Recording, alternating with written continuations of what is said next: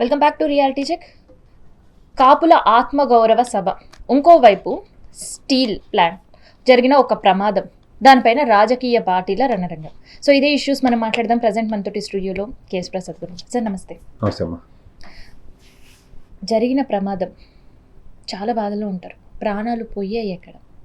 ఒక పక్క లోకేష్ వాళ్ళపైన తిరగబడి మాట్లాడడం కావచ్చు, అసలు ఏం జరిగిందో తెలుసుకోవడానికి నాకు ఒక రోజు సమయం కావాలని డిప్యూటీ సీఎంగా ఉండే పవన్ కళ్యాణ్ మాట్లాడడం కావచ్చు.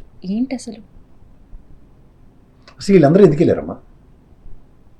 నేను తెలియక అడుగుతున్నాను. ఫస్ట్ థింగ్, కేంద్ర ప్రభుత్వం నుంచి కుమారస్వామి గారు వచ్చారు, 25 lakhs ఎక్స్గ్రేషియా ఇచ్చారు. తర్వాత మరణించిన కుటుంబాలకి క్యాబినెట్లో నేను నిర్ణయం తీసుకునేలాగా ఉద్యోగాలు వచ్చేలాగా, నేను పర్మనెంట్ ఉద్యోగాలు వచ్చేలా చేస్తానంటున్నారు. అంతవరకు బాగుంది. అసలు ఈ తప్పు ఎందుకు జరిగింది? 4,000 పైచీలకు ఉద్యోగస్తులను తొలగించి కాంట్రాక్ట్ లేబర్ని పెట్టి, they are not technically skilled. So technically skilled కాని వాళ్ళతో నువ్వు పనులు చేస్తే వచ్చిన ఉపద్రవం. దీని మీద వీళ్ళు ఎవరికీ అవగాహన లేదు. తర్వాత ఇవాళ జగన్మోహన్ రెడ్డి వెళ్తున్నాడని చెప్పి 2 కోట్లు ఎక్స్గ్రేషియా ఇచ్చేస్తున్నాం. ఇవాళ జగన్మోహన్ రెడ్డి గారు ఇంకా రీచ్ అవ్వకమునిపే ఒక ప్రాణం వదిలి అలా మరణవాంగ్మూలం టైప్లో ఇచ్చాడు ఆయన. చాలా బాధాకరమైన విషయం. వాళ్ళ అమ్మకి, వాళ్ళ భార్యకి, వాళ్ళ పెద్ద అబ్బాయికి ఇన్స్ట్రక్షన్స్ ఇస్తున్నాడు ఎట్లా ఉండాలి, తర్వాత భవిష్యత్తు ఎలా చూసుకోవాలి అని. ఆ మాటలని చనిపోయాడు ఆయన. సో ఇది చాలా హృదయ విధాయకరమైన విషయం. అండ్ మోర్ ఓవర్ ఇవాళ ఈ పరిస్థితుల్లో ఈ కేంద్ర ప్రభుత్వ నిర్వహణ ఆధ్వర్యంలో నడుస్తున్న ఈ వైజాగ్ స్టీల్ ప్లాంట్లో in the history of almost 30+ yearsలో this the first ever miserable accident. ఈ టైప్ ఆఫ్ యాక్సిడెంట్, అది బ్లాస్ట్ ఫర్నస్లు పేలొచ్చు, బాయిలర్ల వలన, ఆ రియాక్టర్ల వలన ఏదైనా జరిగిన ప్రమాదాలు వేరు. ఇది యాక్చువల్గా ఒక స్కిల్.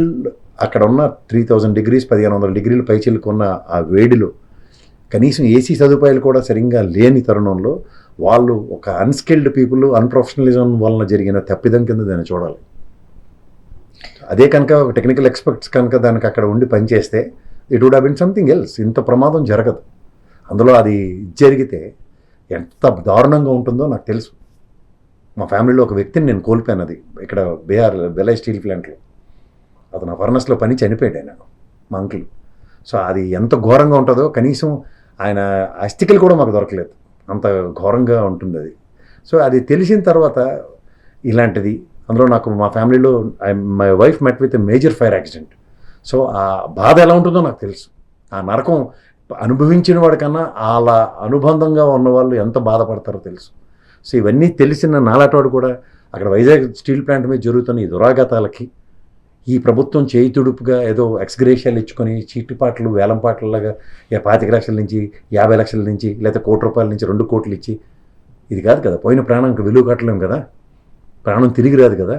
ఈ తప్పిదానికి శాశ్వత పరిష్కారం ఏంటి? ప్రైవేటీకరణ అనే నేపథ్యం మీరు కాదు కదా. ఇక్కడ జగన్మోహన్ రెడ్డి మీద ఆడిపోసుకున్న వీళ్ళు, లేదా వీళ్ళ మీద ఆడిపోసుకుంటున్న జగన్మోహన్ రెడ్డి కాదు కదా నాకు కావాల్సింది. End of the day Kumaraswamy ఇంటర్వ్యూని ఒకసారి అందరూ ప్రత్యక్షంగా పరీక్షించుకోండి. చదువులేని పవన్ కళ్యాణ్ గురించి అయితే నేను చెప్పలేను, కానీ మిగిలిన వాళ్ళు చదువుకున్నారు కదా, చూడండి ఒకసారి.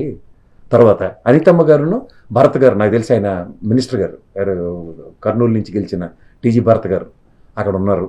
ముందు రోజు నుంచి అక్కడే ఉన్నారు. కేంద్ర మంత్రిని కూడా ఎదుర్కొన్నారు. నెక్స్ట్ డే లోకేష్ను పవన్ కళ్యాణ్ స్పెషల్ ఫ్లైట్లో వస్తే కూడా వాళ్ళని కూడా ఎదుర్కొన్నారు. వాళ్ళకన్నా మెయిన్ అక్కడ పక్కన కార్మిక శాఖ మంత్రి ఉన్నాడు సుభాష్ గారు. వీళ్ళిద్దరూ భరత్ గారు కానీ సుభాష్ గారు కానీ రెస్పాండ్ అవ్వకుండా ఓ విద్యాశాఖ మంత్రి, పంచాయతీరాజ్ శాఖ మంత్రి ఏ ప్రాతిపదిక మీద రెస్పాండ్ అవుతున్నారు? గౌరవ ముఖ్యమంత్రి ఒక డెలిగేషన్ ఆఫ్ మినిస్టర్స్ అందరూ వెళ్తే ఆ పక్కన నాదెండ్ల మనోహర్ పల్లెకలించుకుంటూ దేనికొన్నాడు ఆయన అక్కడ? పరవశించిపోవడానిక పవన్ కళ్యాణ్ మాడుతుంటేను? అసలు మీరు ఎందుకు అక్కడ? నాకు తెలియక అడుగుతాను. ముఖ్యమంత్రి గారి ప్రతిస్పందన ఫస్ట్ ఆఫ్ ఆల్ యాంటిసిపేటెడ్. ముఖ్యమంత్రి గారి కన్నా ముందు కేంద్ర ప్రభుత్వ ప్రతిస్పందన మీద, కేంద్ర ప్రభుత్వం మీద ముఖ్యమంత్రి గారు ఇమ్మెన్స్ ప్రెషర్ పెట్టి ఈ ప్రైవేటీకరణ అన్న నేపథ్యంలో technical people, skilled, AI technology, skill development మీద ఇట్లాంటి మీద అవగాహన ఉన్న చంద్రబాబు గారు లాంటి వ్యక్తి మాట్లాడితే దానికి ఒక డెన్సిటీ ఉంటుంది, ఒక అథెంటికేషన్ ఉంటుంది. తలా తొక్క లేకుండా పవన్ కళ్యాణ్ వచ్చి దేనికి వచ్చినట్టు, దేనికి మాడుతున్నట్టు? ఓకే, నువ్వు అక్కడ సంఘీభావాలు ప్రకటించడానికి వచ్చినోడివి, పూర్వపరాలు తెలియకుండా రేపు తెలుసుకుని మాడుతానంటే దేనికి వచ్చినట్టు? నేను ఇప్పుడు రాజకీయాలు మాట్లాడలేదు, నా సంఘీభావం తెలియజేయడానికి వచ్చానని చెప్పి పో, నోరు మూసుకుని. అక్కడ బాధిత కుటుంబాలు ఒక డిప్యూటీ సీఎం స్థాయిలో వచ్చినప్పుడు, డిప్యూటీ సీఎం అన్నది ఓన్లీ అలా బ్రహ్మానందం గడికి పద్మశ్రీ బిరుదు ఇచ్చినట్టు నేనే పెట్టుకున్నా అన్నట్టు. అది కేవలం క్యాబినెట్ మంత్రి, పంచాయతీరాజ్ శాఖ క్యాబినెట్ మంత్రి అయినా డిప్యూటీ చీఫ్ మినిస్టర్ అన్న దానికి ఏం డిస్క్రిప్షన్స్ ఏమి ఉండవు. In the absence of chief minister నేను వర్క్ చేయడానికి కూడా ఉండదు. ఒక క్యాబినెట్ సహచరుడు ఆయన, అంతే. Okay done. కాసేపటికి అలాగే అనుకుందాం. కాకపోతే ఒక గవర్నమెంట్ రిప్రజెంట్ చేస్తున్న ఒక వ్యక్తి అనుకోవచ్చా పోనీ? ప్రభుత్వ తరఫున ప్రతినిధిగా వెళ్ళిన హోంశాఖ మంత్రి ఫస్ట్ ప్రయారిటీ అమ్మ. ఆవిడకి రెస్పెక్ట్ ఇవ్వాలి అక్కడ. నెక్స్ట్ కార్మిక శాఖ మంత్రి అండ్ ముఖ్యంగా ఇండస్ట్రియల్ మినిస్టర్, వీళ్ళకి ప్రయారిటైజేషన్స్ ఉంటాయి. వీళ్ళు ఏంటంటే జస్ట్ ఏదో సంఘీభవన్కి నాదెండ్ల మనోహర్ గారి శాఖ, ఆ శాఖ నిర్వర్తించే ఆయనకి, పంచాయతీరాజ్ శాఖ నిర్వర్తిస్తున్న పవన్ కళ్యాణ్ గారికి, విద్యాశాఖ ఐటీ రంగాలను చూస్తున్న వ్యక్తులకి ఏం సంబంధం? అసలు ఏ ప్రాస్పెక్ట్లో మీరు మాట్లాడతారు? సరే, ఇదంతా ఒక ఎత్తి అయితే కేంద్ర ప్రభుత్వ సహాయ మంత్రి శ్రీనివాస అలా కదమ్మా, కేంద్ర ప్రభుత్వ సహాయ మంత్రి శ్రీనివాసరాజు పక్కన కూర్చుని ఉంటే లోకేష్ గారు ఎందుకు కలిపడిపోతున్నారు? ఆయన ఎందుకు నోటంటే మాట రావట్లేదు? బికాస్ కేంద్ర ప్రభుత్వం measurable failure. It's a fundamental mistake of కేంద్ర ప్రభుత్వం. దీన్ని ఎండగడతారు కార్మిక సంఘాలు, ఇలాంటి వాళ్ళు మాడతారని చెప్పిన దగ్గర వీళ్ళు మధ్యలో ఎందుకు దూరారు? What way these people are connected. State ex gratias ఇస్తారా? ఇవ్వండి, సంతోషిస్తాం. లేదా ముఖ్యమంత్రి గారి తరఫున ప్రతినిధులుగా వచ్చి ఎక్స్గ్రేషియా హోంమంత్రి గారి నోట్లోంచి చెప్పించండి, సంతోషిస్తాం. లేదా మంత్రి గణం అంతా వెళ్ళి సంఘీభావం ప్రకటించడానికి వెళ్ళాం, సంతోషిస్తాం. కానీ మీరు లేనిపోని రాజకీయాలు అక్కడ మాట్లాడి లేనిపోని చెత్త చెదారం మీరు ఎంటర్టైన్ చేస్తే మాత్రం నేనైతే ఒక విశ్లేషకుడిగా చూసే కోణం నాది వేరేగా ఉంది. It is a fundamental blunder of respect to కేంద్ర ప్రభుత్వం. కుమారస్వామి గారు అందుకనే అంత హోటాహోటిని వచ్చాడు.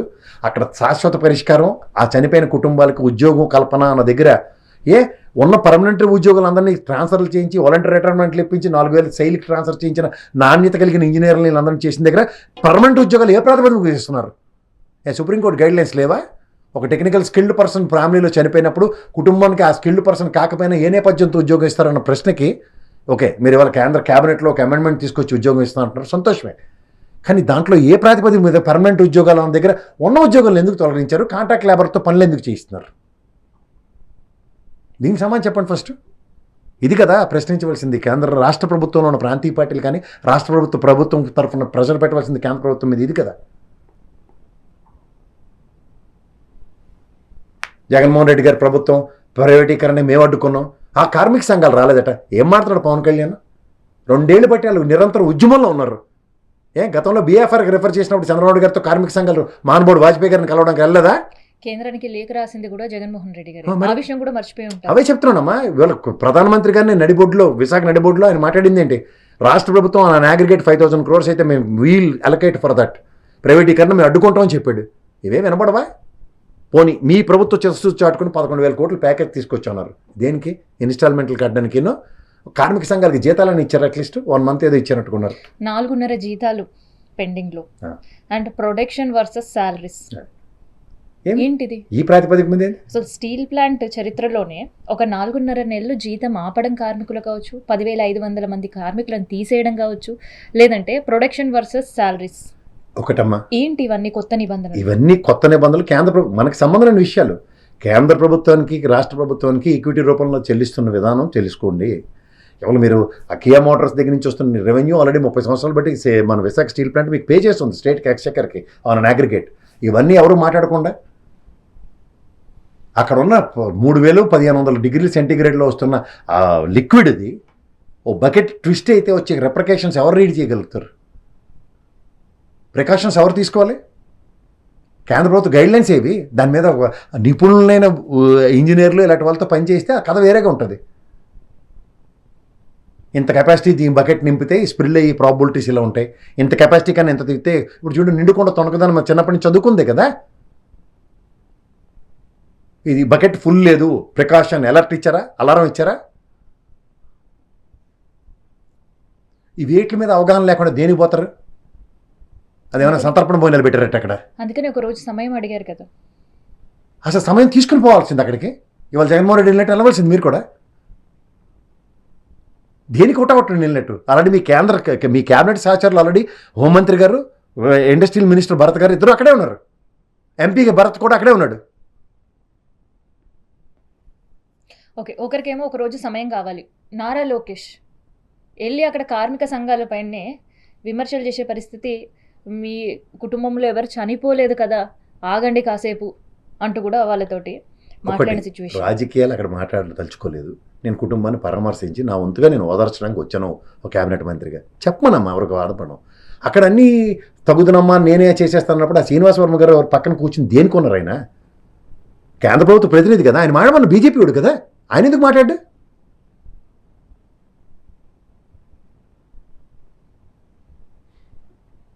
ఇది ఫస్ట్ థింగ్ ఏంటంటే is a failure of central government. ఆ తప్పిదాన్ని కప్పిపుచ్చుకోవడానికి వీళ్ళతో ఓవర్ యాక్షన్ చేయించారు. కూటమి అన్నప్పుడు మీకన్నా టాప్ ప్రయారిటీలో కుమారస్వామి గారు వచ్చారు అక్కడికి. ఇక్కడ మళ్ళీ స్టేట్ పాలిటిక్సే, Jaganmohan Reddy versus Chandrababu Naidu, Telugu Desam versus YSRCP, తగిలించి తమాషా పంచాయతీలు. దానితో ఈ దిక్కుమల్ల దైతుగూడ పేపర్లు కూడా అవే వార్తలు.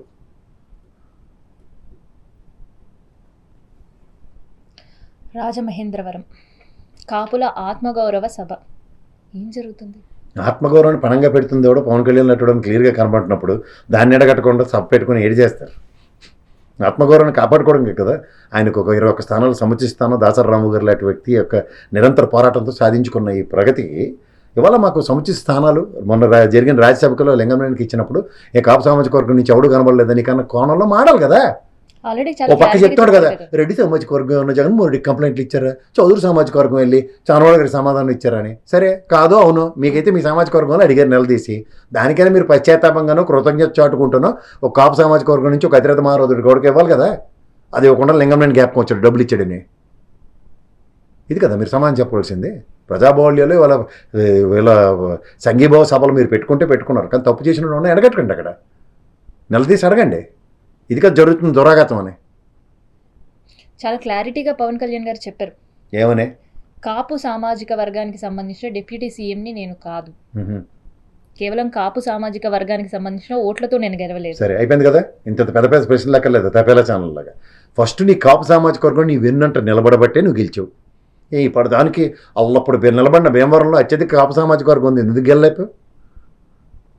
సర్వం తానే తన శక్తియుక్తులన్నీ నీ యదాన పోసి వాళ్ళ దగ్గర ఏదో సమాధానం ఉంటుంది చూడు, బలం లాగేసుకున్నాడని. అలాగా నీ బలాన్నంతా ఆయన బలాన్నంతా నీ యదాన పెట్టి ఆ వరమగారి త్యాగంతో గెలిచిన సీటుకి నీకు అంత మెటమెట్లు అవసరం లేదు. ఫస్ట్ థింగ్ కుల ప్రాతిపదిక మీద గెలిచిన తర్వాత, రాజ్యాంగం మీద ప్రమాణం చేసిన తర్వాత, ఒక క్యాబినెట్ హోదా వచ్చిన తర్వాత అప్పుడు మాడవలసిన మాటలు వాళ్ళ కుల మతాలకు అతీతంగా రాజకీయం చేస్తున్నాను. ఓ పక్క హైందవ సిద్ధాంతాలను ఎత్తికెత్తుకొని సనాతన ధర్మం అని చెప్పి లౌకికవాదానికే విఘాతం కలిగించి మాటలు మాడుతుంటే అన్ని తలతెక్క డెసిషన్స్, డబుల్ స్టాండర్డ్స్ ఇవన్నీ కొట్టొచ్చినట్టు కనబడుతున్నప్పుడు ఏం మాడుతున్నారు?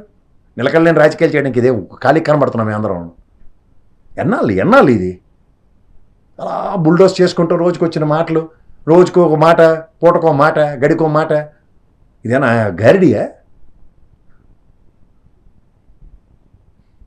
మేబీ ఒకనొక సందర్భంలో ఒక సభలో కాపులు ఎవరు కూడా మళ్ళీ కాపు సామాజిక వర్గానికి సంబంధించి కావచ్చు, కాపు సామాజిక వర్గం ఇది ఎక్స్పెక్ట్ చేస్తున్న సీట్లు కావచ్చు, ఇవేవి కూడా మీరు మాట్లాడొద్దు అని వాన్ చేసిన సిచ్యువేషన్స్ చూసినాం.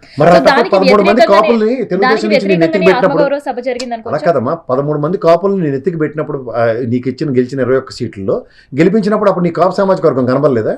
లేదా రాము గారు మొత్తం నిరంతరంగా తిరిగింది కనబడలేదా? ఇదేటమ్మా ఇది? నాకు మీరు అక్కర్లేదు. రఘురామకృష్ణరాజు గారు ఒక మాటలు మాడుతుంటే ఎస్సీ ఎస్టీ సామాజిక వర్గం మీద, మీరు కాపుల మీద మాడుతున్నారు. ఇవే ద్వంద్వ వైఖరులు నాకు అర్థం కాదు. మీకు కూటమిలో ఉండి కలెక్టివ్ రెస్పాన్సిబిలిటీ లేదా? ఆయన మాట మాట్లాడుతున్నాడు ఎస్సీ ఎస్టీ ఓట్లు అక్కర్లేదని, మీరు కాపులు ఓట్లు అక్కర్లేదు, నాకు వాళ్ళని గెలలేదని మీరు అవహేళనకరంగా మీరు మాట్లాడుతున్నారు. ఎండ్ ఆఫ్ ద డే కూటమిలో ఉన్నారు కదా, హెడ్ ఆఫ్ మీ అందరికీ హెడ్ తెలుగుదేశం చంద్రబాబు గారు కదా, ఏం సమాధానం చెప్తారు చెప్పండి? ఒక్క ఓటుతో 2 ఓట్లతో 10 ఓట్లతో 13 ఓట్లతో గెలిచిన వాళ్ళు ఉన్నారు. వీళ్ళందరికీ ఆ సామాజిక వర్గంలో ఇంట్లో వాళ్ళు ఓట్లు ఎక్కర్లేదు అనుకుంటే ఏమై ఉంది వాళ్ళ పరిస్థితి?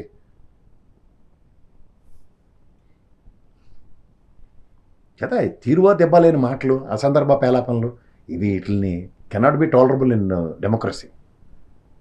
ఇతనికి ఏం తెలియదమ్మా, అన్ని తగుదనమ్మా అని పోతాడు ప్రతిదానికిను. అన్ని లాస్ట్కి వచ్చి రెప్రికేషన్స్ కాన్సిక్వెన్స్ చేయలేక ఉక్కిరిబిక్కిరేపే ఆ పరవశించిపోయి నాదల మనోహర్ కోసమే ఆయన మాడుతూ ఉంటాడు అంతే. ఆయనేమో అలా అలీగడ్ చూడు ప్రతి సినిమాలో అంటాడు చూడు, అలా పరవశించిపోతూ ఉంటాడు. ఈయన బాగా మాట్లాడానా అంతే, దాని కాన్సిక్వెన్సెస్ రెప్రికేషన్స్ ఉండరు అంతే.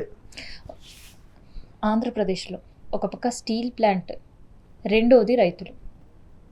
సో ఉండవెల్లి రైతులు ఏకంగా ర్యాలీలు తీసి గ్రామ సభలకు వెళ్ళి మీ వల్ల మా జీవితాలు కూడా విచ్ఛిన్నం అవుతున్నాయి, కుటుంబాలు విచ్ఛిన్నం అవుతున్నాయి అని చెప్పుకునే పరిస్థితి. మరి ఇప్పుడు చేయండి డెవలప్మెంట్ మీద, నెక్స్ట్ రాజధాని, శాశ్వత రాజధాని మీద అప్పుడు చేసిన ఉద్యమాలు ఇప్పుడు చేయండి. కుటుంబం కన్నా మీకు ఇంకేం ప్రయారిటీ కాదు కదా. నడి రోడ్డు మీద కుటుంబం, రామారావు గారు ఆత్మ అదే కదా ఘోషించింది.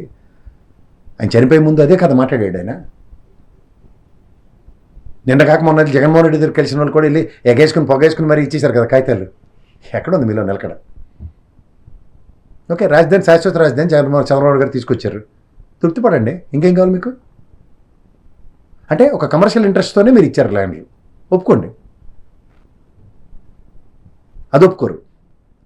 34,000 ఎకరాలు 29 గ్రామాల రైతులు ఇచ్చారు, నిజమే. దాన్ని అందరికీ ఇలా దండం పెడుతున్నాం. చాలా మంచి పని చేశారు రాజధాని కోసం. ఎక్కడ ఉన్న డెన్సిటీ, వ్యవసాయ యోగ్యంగా 3 పంటలు పండుతాయని మీరే చెప్తారు.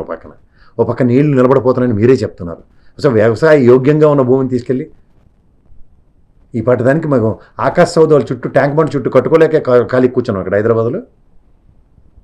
ఈ Gachibowli, hitech city, financial district ఇవన్నీ ఎందుకు కట్టుకుంటున్నాం?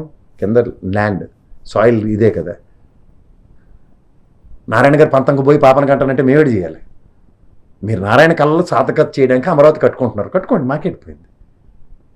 47,000 కోట్లు అప్పు తీసుకొచ్చారు, మీకు నాకు అందరికీ నెత్తి వచ్చిపోతుంది దానివల్ల. కట్టుతున్నారు. బాధపడుతున్నావా లేదా అంటే బాధపడుతున్నాం అని చెప్తే మీకు నచ్చట్లేదు కదా, బాధ వచ్చేస్తుంది కదా. మీరు అమరావతికి వ్యతిరేకులను మాట్లాడుతున్నారు కదా, మమ్మల్ని మాట్లాడుతాం మేము. ఎందుకంటే at the end of the day మీరు ఏ పిల్లల గురించి మీరు బాధపడుతున్నారో, భవిష్యత్తు తరాలు ఈ అప్పులు ఊబిలో సతమతం అవుతుంటే ఎలా అన్న దాని మీద మా ఆక్రందన.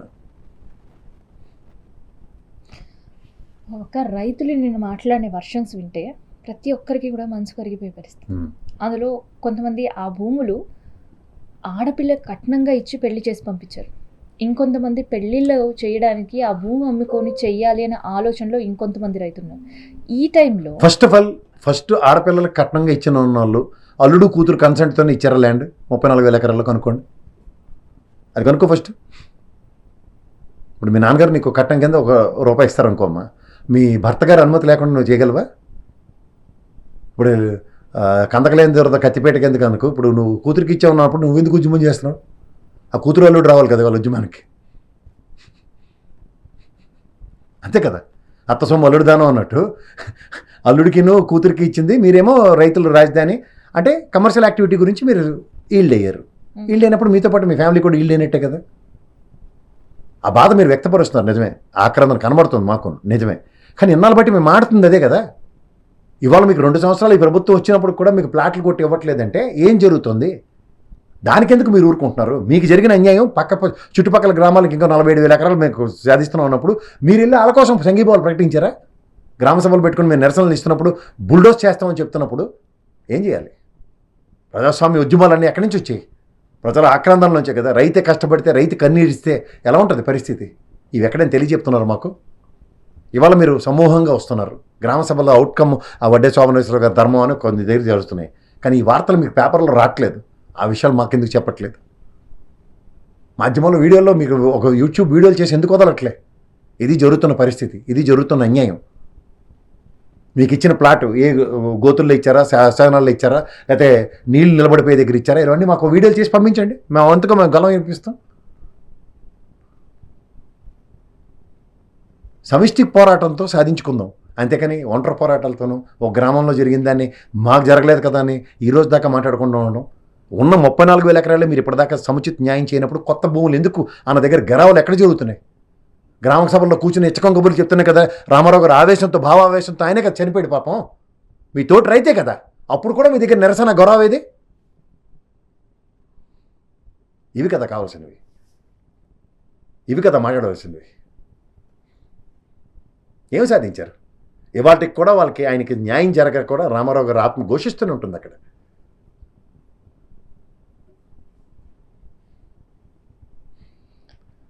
మామిడి రైతులు సేమ్ సీన్, లాస్ట్ ఇయర్ సీనే ఇప్పుడు కూడా మళ్ళీ కనిపిస్తుంది.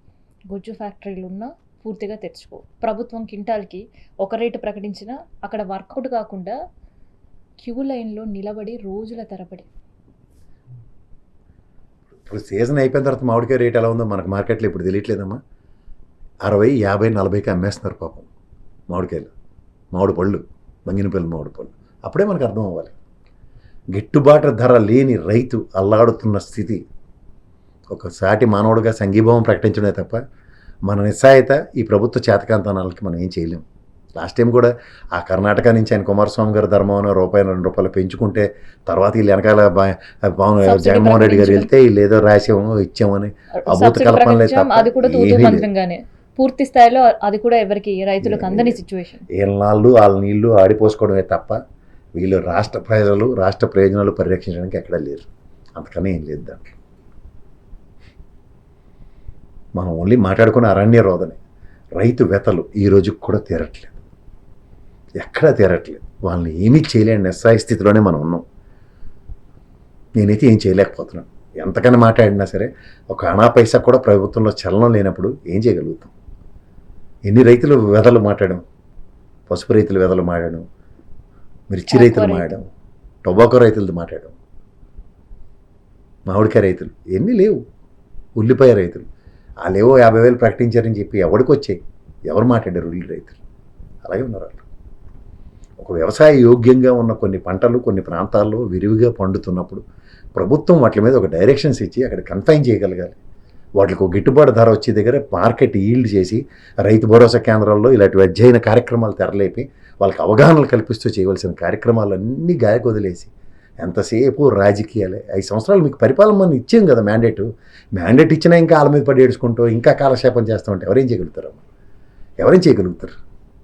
పొలిటికల్ ఆబ్లిగేషన్స్తో కేంద్ర రాష్ట్ర ప్రభుత్వాలు ఆబ్లిగేషన్స్ తీసుకుని పనిచేస్తే ఎవరేం చేస్తారు? రాష్ట్ర ప్రయోజనాలని పణంగా పెట్టేసి పర్సనల్ ఆబ్లిగేషన్స్కి పెద్దపీటలు వేస్తే ఏం చేయలేము. ద బ్యూటీ ఆఫ్ డెమోక్రసీలో మెయిన్ పర్పసే డిఫీట్ అవుతుంది. అంతే, అనుభవించవలసిందే మనం. సో ప్రభుత్వం మారినప్పుడల్లా రైతు గోస చూస్తూనే ఉన్నాం. కానీ సరే, ఫస్ట్ దఫా అధికారంలోకి వచ్చింది సరే, తెలియక అవగాహన లోపం అనుకోవచ్చు. మళ్ళీ రెండోసారి అదే సీన్ రిపీట్. ఈ ఇయర్ 3rd ఇయర్ కూడా అదే సీన్ రిపీట్. ప్రభుత్వం ప్రకటించేది 7,000, కానీ అక్కడ కనీసం 3 నుంచి 4,000 కూడా టన్నుకు వలకని పరిస్థితి. మళ్ళీ అక్కడ పైరవీలు, టోకన్లు అందక రైతుల గోస. ఇది నిరంతరం జరుగుతుందేనా? ఇవాళ మనం ఆడేసినంత మాత్రం ఏదో సొల్యూషన్ వచ్చిందని నేను అనుకోవట్లేదు. ఇది 24/7, 365 days and decades together the same old problem is repeating. ప్రభుత్వాలు చిత్తశుద్ధి చాటుకోకుండా, గిడ్డంగుల సైజులు పెంచకుండా, ఆహార ఉత్పత్తుల్ని ఆహార సంపదని నిల్వలు చేసుకునే సామర్థ్యం ప్రభుత్వాల దగ్గర లేకుండా, రైతులను పరిరక్షించడానికి ఒక చిత్తశుద్ధి కార్యాచరణ లేకుండా, గిట్టుబాటు ధర లేకుండా, అలాగే మార్కెట్ ఫెడ్ని ఓపెన్ చేయలేని నిస్సాయ స్థితి, దానికి తోడు పంట బీమాలు. ప్రభుత్వ బాధ్యతగా పంట బీమా అన్నది కార్యక్రమం ఏ స్టేటు తీసుకున్నప్పుడు రైతులను ఎవరూ కాపాడలేరు. తూతు మంత్రంగా ఏదో లోన్ తీసుకున్నాడు ఆబ్లిగేషన్తో తీసుకునే పంట ఇన్సూరెన్స్ అంటే అది సమాధానం అంటే నవ్విపోతారు ఎవరైనా. క్షేత్రస్థాయిలో రైతులు పడుతున్న ప్రతి సంఘర్షణని రామనాయుడు గారు లాంటి వాళ్ళు సైకిల్ వేసుకుని తిరుగుతారు, అన్నీ మారుతున్నారు కదా అందరూ. అలాంటి వాళ్ళు ఒక రైతు పరిస్థితిని ఈ క్యాబినెట్లో దీని మీద ఒక నిర్ణయం తీసుకుందాం సార్, అట్లీస్ట్ ఈ టర్మ్లో వాళ్ళని ఈ విధంగా పరిరక్షిద్దాం అన్న చిత్తశుద్ధి ఎవడని చాటుకుంటాడు చెప్పు. ఇవి లేనప్పుడు ఏం చేస్తున్నాం మనం? ఎక్కడికి వెళ్తున్నాం? How many decades we need to live like this? దీనికి ఒక సొల్యూషన్ ప్రాస్పెక్ట్ ఎప్పటికీ కనపడదు. ఎవరికైనా ఓ సొల్యూషన్ ఇవ్వలేరా? శాశ్వత పరిష్కారం ఇవ్వనప్పుడు ఎందుకు ఎన్నాళ్ళు బట్టి ట్రిలియన్లు బిలియన్లు ఎకానమీలు అని చెప్పి ఎన్నాళ్ళు ఈ మసిపూసి గారిడీలు చేస్తారు ప్రజలు, ఎన్నాళ్ళు మోసం చేస్తారు? ఒక శాశ్వత పరిష్కారం నిరంతరం మన కోసం శ్రమిస్తున్న ఒక రైతుకి మీరు సొల్యూషన్ ఇవ్వలేనప్పుడు దీనికి మీరు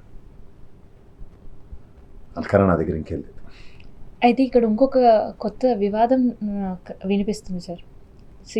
గుజ్జు ఫ్యాక్టరీల ముందు రైతులు సిఫారసులు ఉంటేనే, పైరవిలు చేయగలిగితేనే వాళ్ళకి టోకన్లు అందే దుస్థితి. లోకల్ ఎమ్మెల్యేని తీసుకొచ్చి గొంత కట్టి చెదగొట్టండి ఫస్ట్, మొహమాటం లేదు.